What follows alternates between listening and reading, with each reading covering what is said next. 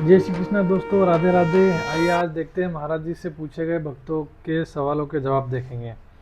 एक देवी का प्रश्न है, महाराज जी मैं पूजा पाठ में ज़्यादा समय दे देती हूँ तो बच्चे और पति नाराज़ हो जाते हैं, तो क्या करें। और एक देवी का प्रश्न है कि वो डॉक्टर है, उसके बाद भी बार बार गर्भपात हो जाता है, तो क्या करें। और एक भाई का तो ये प्रश्न है, महाराज जी पति पत्नी गंदे आचरण करती है, शराब पीती है, गैर मर्दों के साथ संबंध बनाती है, महाराज जी काफ़ी परेशान हूँ, क्या करें। माता पिता को भी मारती है, तो आप बताएं क्या करें।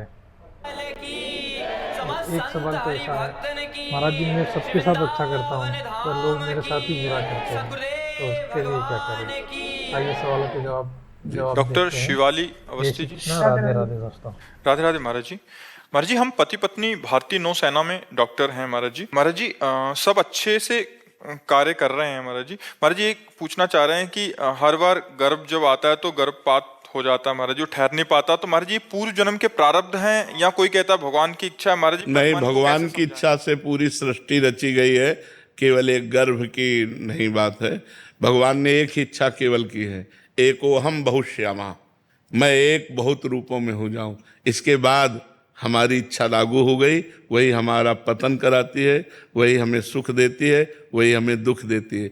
अच्छे कर्म वाली इच्छा सुख देती है, बुरे कर्म वाली इच्छा दुख देती है। ये पूर्व का विधान है। जैसे मान लो आपका तो गर्भ स्रवित हो जाता है, गर्भ टिकता नहीं है, लेकिन गंगा मैया का तो गर्भ से प्रकट हुए बालकों को गंगा में फेंक देना पूर्व विधान। जानती हैं कि ये अष्टवसु हैं, इनमें सबको हमें मुक्त करना है, तो जहाँ पर प्रकट होते तो गंगा में फेंक देती जाके। आठवें वसु जो भीष्म जी के रूप में विराजमान है, उस समय महाराज शांतनु ने कहा तू कौन है। ऐसी माँ तो मैंने सृष्टि में नहीं देखी जो अपने नवजात शिशु को जल की धारा में फेंक दे।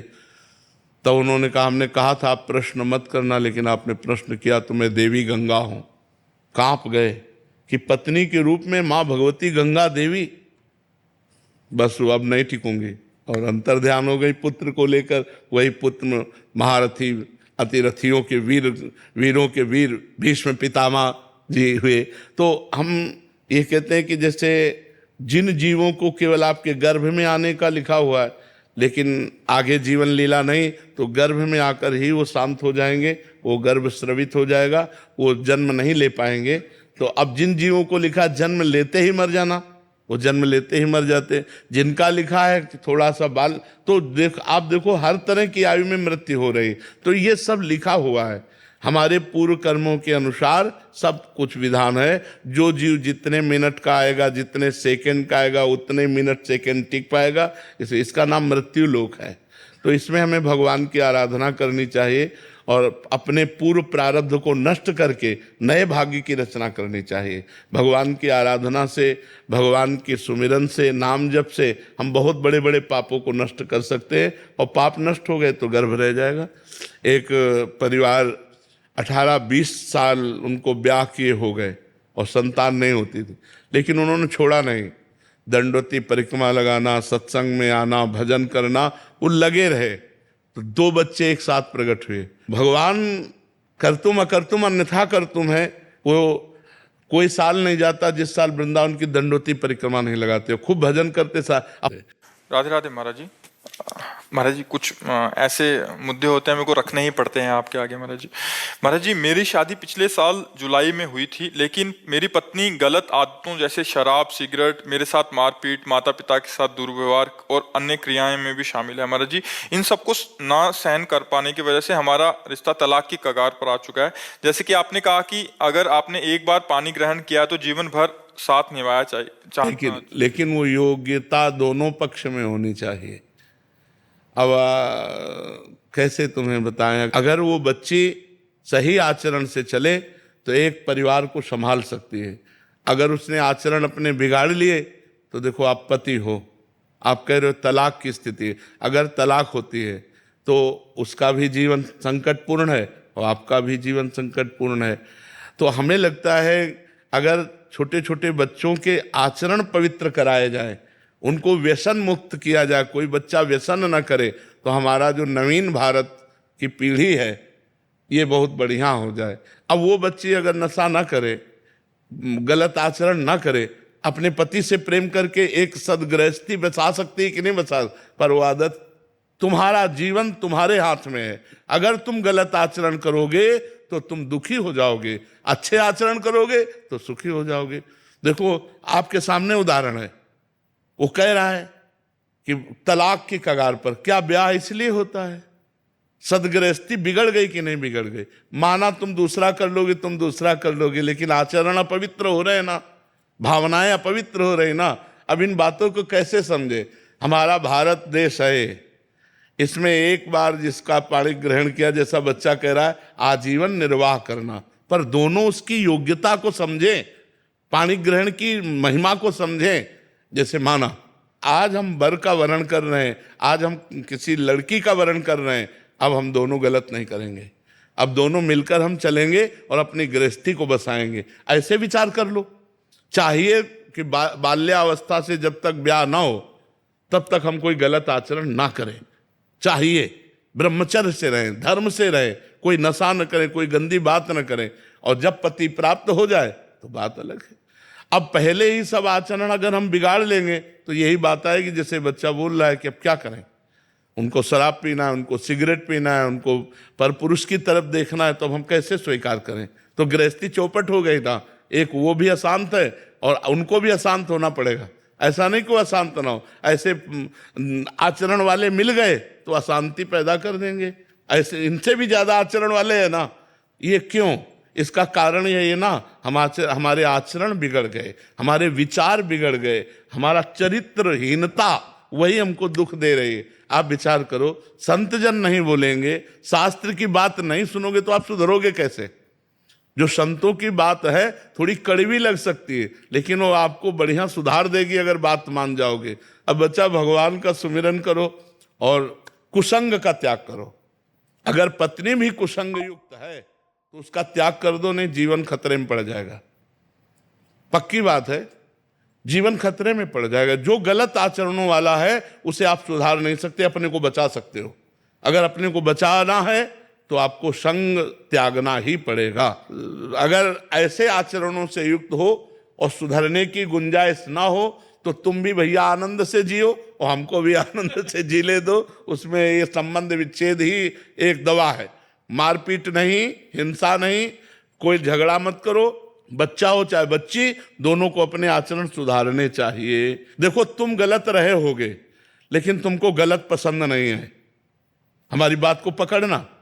तुम गलत रहे हो लेकिन तुम्हें गलत पत्नी मिले ये तुम्हें चाह नहीं रहेगी, तुम्हें गलत पति मिले ऐसी चाह नहीं, तो फिर तुम गलती को क्यों स्वीकार कियो? तुम भी गलत छोड़ो, गलत छोड़ो तो तुम्हें अच्छा पति मिलेगा, गलती छोड़ो तो तुम्हें अच्छी पत्नी मिलेगी और आपका परिवार बढ़िया चलेगा। तो हम छोटे छोटे बच्चों से लेकर नवयुवकों को संबोधन देते हैं, प्रार्थना। विजय जी दिल्ली से। राधे राधे। राधे राधे महाराज जी। महाराज जी, मैं अपनी तरफ से हर कार्य अच्छी प्रकार से करता हूँ, वो सबके हित में करता हूँ, परंतु लोग फिर भी मेरे से संतुष्ट। संसार किसी को नहीं बख्शता है। आप बिल्कुल नहा धो के सही बोली वो संसार नहीं। इसलिए खूब नाम जप करो और पवित्रता से जीवन निर्वाह करो, इसी में सुखी रहोगे। महाराज जी, वो हमें अपयश देते रहे तो भी हमें उनका हित करते रहना चाहिए। बिल्कुल करना चाहिए, हम बंद नहीं करेंगे। हम अपना परोपकार बंद नहीं करेंगे। तुम मारोगे तो भी हम तुम्हारा परोपकार करेंगे, तभी तो हमारी साधुता है, तभी तो हमारी अच्छाई है।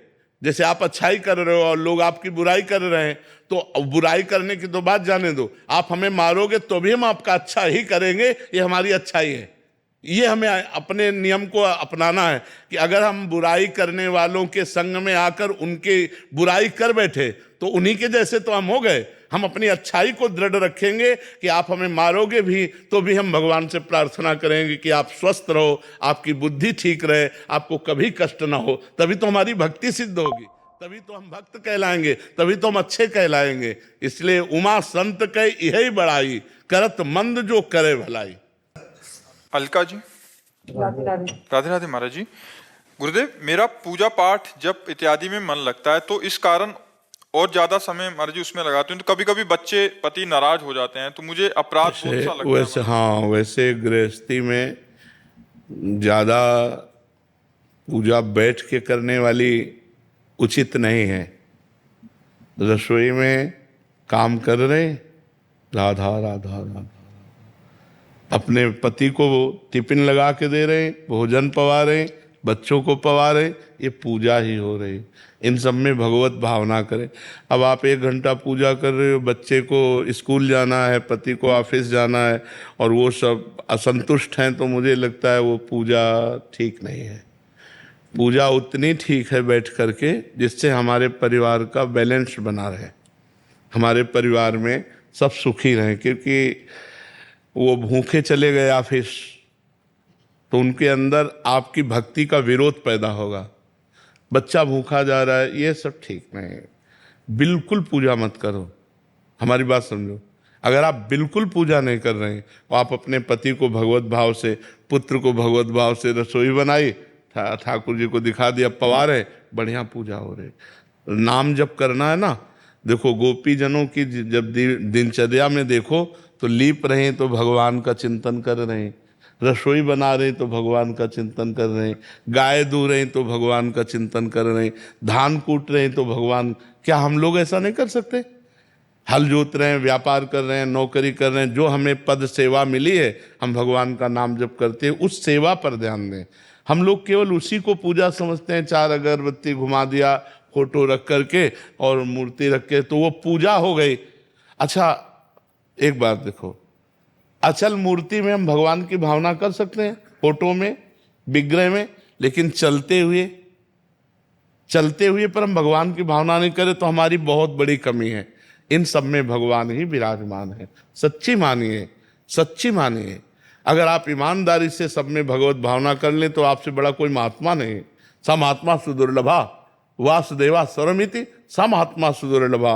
और अगर भगवान चले जाएं तो देखो आप अपने प्रिय पुत्र के शरीर को जला देंगे, प्रिय पति के शरीर को जला देंगे। क्यों? क्योंकि भगवान अंतर ध्यान हो गए। तो उन्हीं भगवान की पूजा करना है। अब सब खा पी के अपने अपने काम में चले गए, अब हमारे पास। नितिन जी, राधे राधे। राधे राधे महाराज जी, भाव और भावुकता में फर्क कैसे समझें? भाव वाली स्थिति तो इस कामी मन में नहीं है, पर देखो थोड़ी बहुत भाव, भावुकता जो भाव होता है वो भजन के बल से प्रकट होता है, और जो भावुकता होती है वो तत्कालिक होती है। लेकिन जो भाव है वो स्थायी होता है। वो 5 होते हैं, शांत भाव, दास्य भाव, सख्य भाव, वात्सल्य भाव और गोपी भाव। ये 5 भाव होते हैं, तपस्या और साधना से प्राप्त होते हैं जब हम भजन साधन करते हैं। और भावुकता होती है कि थोड़ी देर के लिए किसी व्यक्ति के प्रति हमारा, किसी घटना के प्रति हमारा, किसी की परिस्थिति के प्रति हमारा जो द्रवित हो जाना है उसे भावुकता कहते हैं। और साधना भक्ति से जो भाव की प्राप्ति होती है, जैसे शांत भाव, अम्मान अपमान सुख दुख लाभ हानि सब में वो समान शांत रहेगा। दास्य भाव, भगवान मेरे स्वामी, मैं भगवान का सेवक। सखा भाव, भगवान मेरे मित्र। वात्सल्य भाव, भगवान मेरे पुत्र। गोपी भाव, कांता भाव, भगवान मेरे प्रीतम। अब इस भाव को माया नहीं टाल सकती, ये दिव्य भाव। लेकिन भावुकता का परिवर्तन हो सकता है। थोड़ी देर हम आपकी किसी परिस्थिति में भावुकता आए और इसके बाद उन्होंने बताया तो ड्रामा कर रहा था, अब तुरंत वो भावुकता गायब हो जाएगी। लेकिन भाव यदि हमारा आपके प्रति परमात्मा भाव बना है तो आपके किसी आचरण से हमें कोई फर्क नहीं पड़ने वाला, क्योंकि हमारा भाव स्थायी है, वो भावुकता नहीं। समझ पा रहे हैं आप? अच्छा, गुरु जी के लिए अगर भावुकता होती है तो वो भाव होता है। भावुकता का जो एक तात्कालिक होता है, ऐसा नहीं गुरु जी के प्रति तात्कालिक नहीं होता। गुरु साक्षात होता है। भावुकता का जो एक तात्कालिक होता है, ऐसा नहीं गुरु जी के प्रति तात्कालिक नहीं होता, स्थायी होता है। गुरु साक्षात परब्रह्म तस्मै श्री गुरुवे नमः। अपने गुरु के लिए संपूर्ण जीवन समर्पित कर देना, अपने गुरु की आज्ञा में प्रत्येक पल चलना, अपने गुरु के लिए तन मन धन सर्वस्व वार देना, ये भावुकता नहीं होती, ये भाव होता है। गुरु के प्रति भाव होता है। और भावुकता तत्कालिक परिस्थिति, व्यक्ति, घटना में होती है। बोले वो बहुत ऐसी परिस्थिति में था, हम भावुकता में आकर के इतने रुपए दे दिए, वो भावुकता में, घटना परिस्थिति में जो आता है वो तात्कालिक होती है, लेकिन जो भाव होता है वो स्थायी होता है। गुरु के प्रति जो हमारा गुरु भाव है, गुरु साक्षात परब्रह्म, ये हमारा स्थायी भाव है, इसमें परिवर्तन नहीं होना चाहिए। तभी मोक्ष की प्राप्ति होती, तभी कल्याण की प्राप्ति होती। थोड़ा साधना करते समय भावुकता होती है, तो ये नहीं, ये सतोगुणी है, पर इसमें ध्यान रखे, दया बिना साधु कसाई, और दया करी तो आफत आई। संभल करके, जैसे हिरन पर दया की, भरत जी के चरित्र में आता है, दया करके 2-4 दिन पोषण करके छोड़ देना था, लेकिन उसी में आसक्त हो गए तो अगला जन्म हिरन का हुआ। तो दया बिना साधु कसाई, और दया करी तो आफत आई। बहुत संभल के दया करनी चाहिए, दया में फंसाव भी है। दया में ऐसी दया करे कि जैसे कोई डूब रहा है, तो चतुरता यह है कि उसको रस्सी या वस्त्र का सहारा दे, स्वयं अपने हाथ न पकड़ा दे। नहीं, अगर अच्छा तैराक नहीं तो डूबने वाला पहले उसे डुबोएगा जो उसे बचा ले गया है। ऐसे इस माया का कार्य है कि अगर हम यहाँ दया करें तो हम उसे आश्रय दे दें, हम खुद ना फंस जाए उसकी दया में। अगर फंस गए तो फिर हम ही पहले डूबेंगे माया में। इसलिए बहुत संभल करके, अपने भावुक लोग फंस जाते हैं, इसलिए भावुकता को संभालना चाहिए।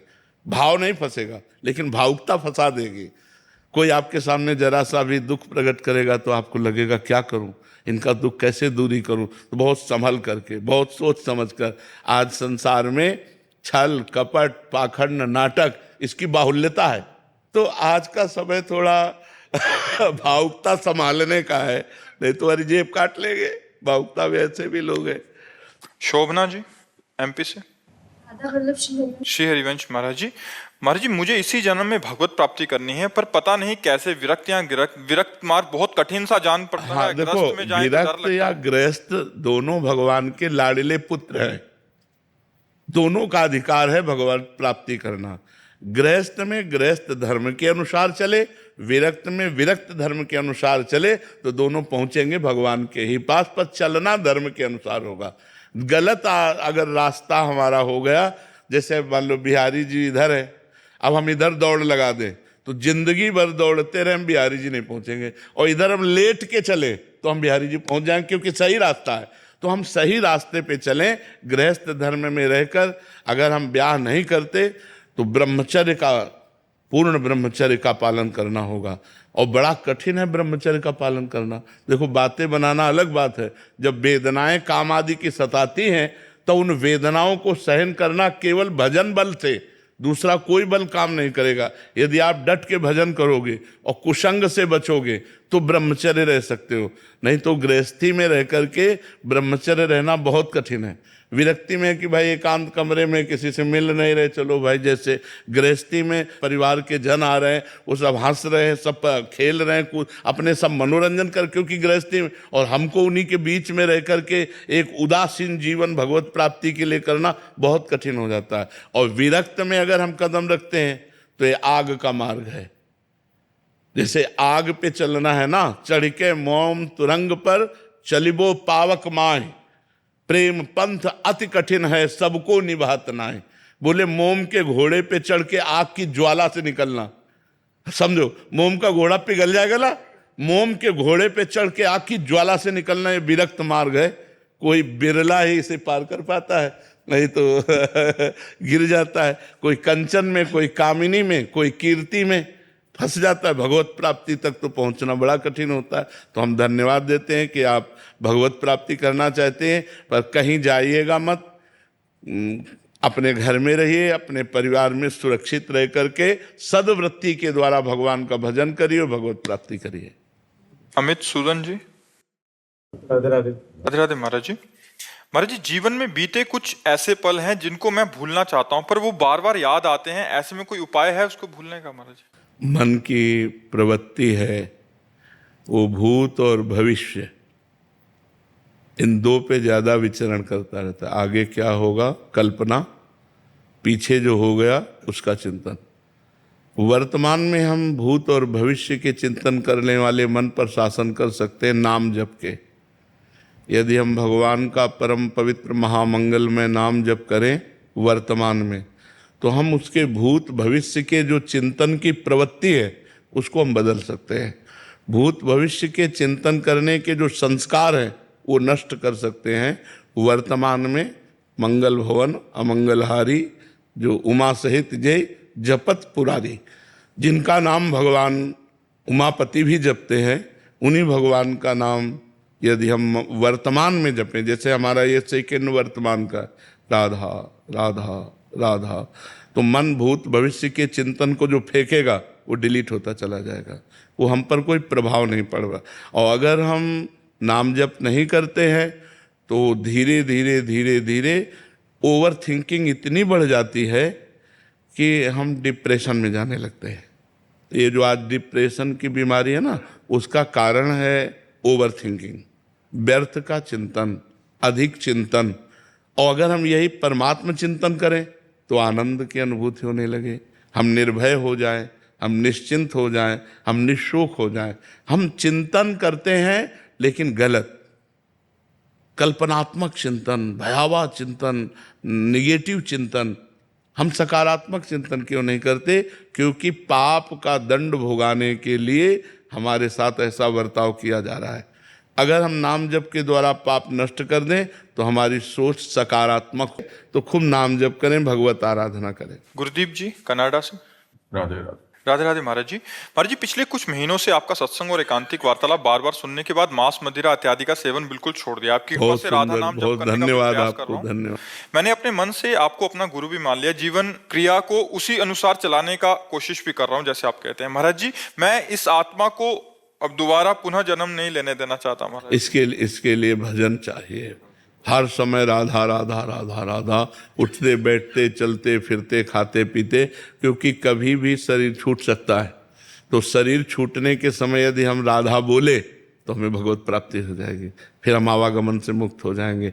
जैसे अजामिल ने अपने बेटे के निमित्त से बुलाया नारायण, तो वो अंतिम समय था, नारायण पुकारते ही भगवान के पार्षद आ गए, यमदूतों की फांसी काट दी, उसका मंगल हो गया। तो हम हर समय नाम जप करें। पता नहीं कब हमारा शरीर पूरा हो जाए, अपने को पता तो है नहीं ना। चलते फिरते उठते बैठते कभी भी शरीर जा सकता है। ऐसा नहीं है कि हम 10 वर्ष और जिएंगे, हो सकता है जिए 10 मिनट, आखिरी हमारा चल रहा हो, क्या पता चले कब कहाँ घटना घट जाए। ये तो एकदम बिजली का कनेक्शन जैसा है, कट गया वो। तो इसलिए हर समय हमें नाम जप करते रहना चाहिए। नाम जप से ही हमें भगवत प्राप्ति हो जाएगी। गुरु भगवान कनाडा से यहाँ तक आप ले आए, और अब अपना साथ कभी मत छोड़ना, मेरे साथ ही रखना जी। खूब नाम जप करना, बस गंदे आचरण अब मत होने पावे। हाँ बिल्कुल। मुकेश साहू जी। श्री हरिवंश गुरुदेव। गुरुदेव भगवान, पूज्य कई संतों ने के श्रीमुख से सुना है कि 24 घंटे नाम संकीर्तन करने से कलयुग में आज भी भगवत प्राप्ति हो जाएगी। गुरुदेव भगवान, आप भी नाम कीर्तन पे बहुत एक 24 घंटा नहीं, 24 घंटे बराबर आजीवन हर समय नाम जप करो, भगवान की प्राप्ति हो जाएगी, इसमें संशय नहीं। एक 24 घंटा नहीं कि एक 24 घंटा किया और भगवान आके खड़े हो गए, नहीं तो कितने लोग कर लें। 24 घंटा कितना होता है? हमारे अंदर अखंड स्मरण चलना चाहिए। 24 घंटे नाम कीर्तन का मतलब नाम सुमिरन हमारे अंदर चलना चाहिए। संसार का चिंतन छूटा और भगवान का चिंतन अखंड चल रहा है, भगवत प्राप्ति निश्चित हो गई। समाज जी, जैसे 24 घंटे में अगर 24 मिनट जैसे तन्मय होने की, जैसे श्री जी। हाँ, अच्छी बात है, अच्छी बात है। 24 घंटे में 24 मिनट अगर तन्मय होकर जपे और शेष समय ऐसे जपे तो भी भगवत प्राप्ति हो जाएगी। तो एक दिन जैसे बंसीवट गए थे महाराज जी, तो वहाँ पे जैसे लिखा भी है और कई लोग बताते भी हैं वहाँ पे, तो जैसे नूपुरों की श्री जी की ध्वनि आती है। हाँ, ये भगवत, इसमें कोई संशय नहीं, भगवत देश है। कि उनमें से जैसे कि ध्वनि तो आई। ब्रह्मानंद जोशी जी। राधे राधे महाराज जी।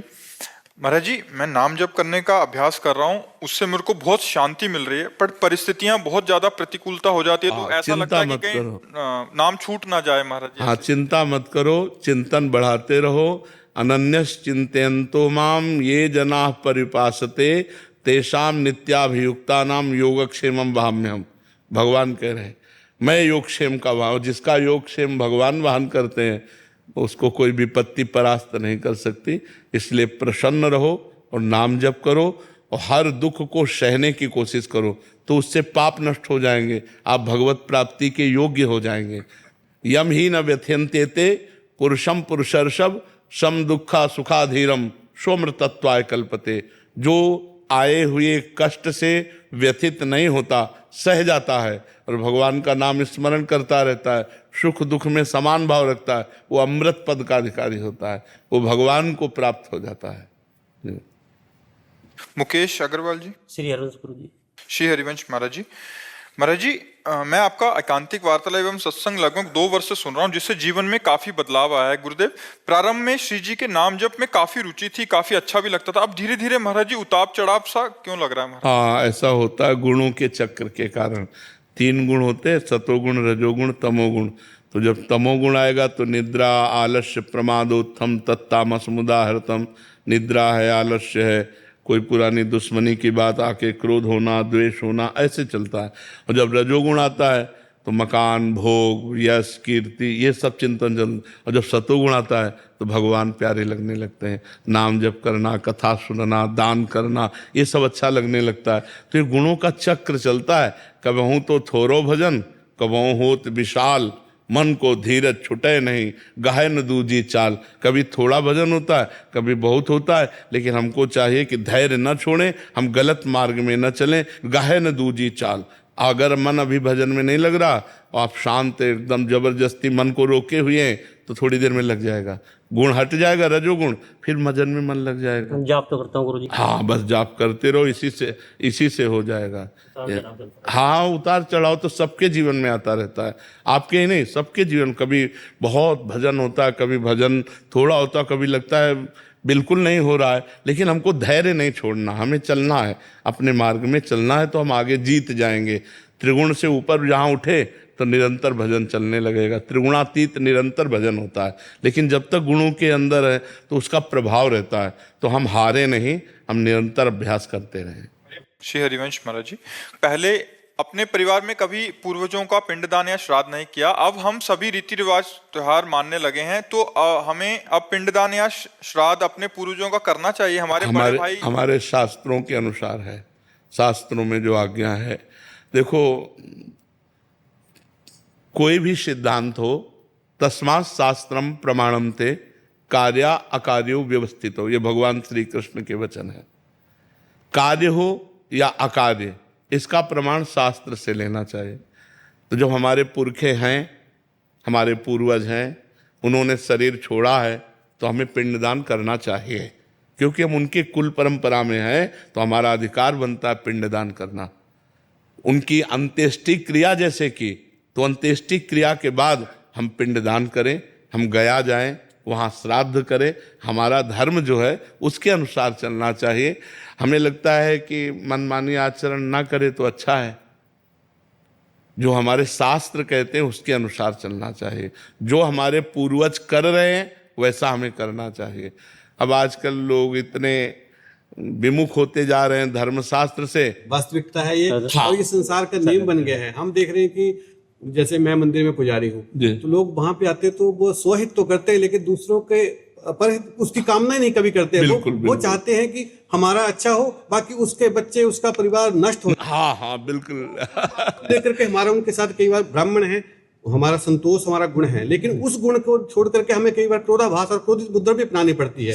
तो मेरा तो प्रश्न है कि उस क्रोधित मुद्रा को प्राप्त करने के लिए क्या मैं वो देखो, ब्रह्म ऋषि, साधु, महात्मा, ये समाज के सुधारक रहे हैं। देहदान शास्त्र सम्मत है ये देहदान। अगर हम जीवित हैं और स्वस्थ हैं और फिर दान करते हैं जीवित, तो बात हमारी बात अलग है। लेकिन अगर वो दिमाग शून्य हो चुका है, जिसे क्या कहते हैं, माइंड डेथ, ब्रेन हेमरेज, हाँ, ब्रेन डेथ, हाँ, कि वो कुछ सोच नहीं, अब नहीं, क्योंकि वो जो देने वाला है वो निर्णय नहीं कर रहा, इसलिए नहीं। अच्छा, जो मृत शरीर के बाद देने की बात आती है कि मरने पहले दे सकता है, संकल्प पहले हो जाए। हाँ, दे सकता है, क्योंकि हम अपने शरीर के अधिकारी हैं। अगर हमारे आंख से तुम्हारी आंख चल जाती है और हम तो मरने जा ही रहे हैं और हमारा प्राण निकल ही गए, अगर तुम्हारे काम आ जाती है तो हमें लगता है अच्छी बात है। लेकिन वो उसकी स्वीकृति से, दाता की स्वीकृति से, अगर वो दाता देना चाहता है तो देखो, हमारे यहाँ इसका प्रमाण है। जिंदा दधीत जी ने अपनी हड्डियां दान की कि नहीं की? देवताओं को जगत मंगल के लिए दधीत जी ने अपनी हड्डियों का दान किया, जिससे वज्र बना और कई अस्त्र बने। तो एक ऋषि परंपरा ने ये हमें प्रमाण दिया कि अगर हम जगत मंगल के लिए अपने शरीर को दान करना चाहें तो हम कर सकते हैं, कि हमारा शरीर पूरा हो। वो तो जिंदा दे दिए थे, जिंदा। और मान लो हमारा शरीर पूरे हो, हमारी किडनी किसी के काम में आ जाए, दिल किसी के काम में आ जाए, आंख किसी के काम आ जाए, वो बात है। मंगल है, दूसरों का मंगल है इसमें, इसलिए उसकी हम उस पे राजी नहीं है। वो जो ब्रेन डेथ, उस पे राजी नहीं, क्योंकि वो स्वयं निर्णय नहीं कर सकता जीव। अच्छा, अगर आप कह दो कि वो निर्णय नहीं कर सकता लेकिन वो जीवित है, तो उसकी हत्या करने का आपको अधिकार नहीं है। जैसे बालक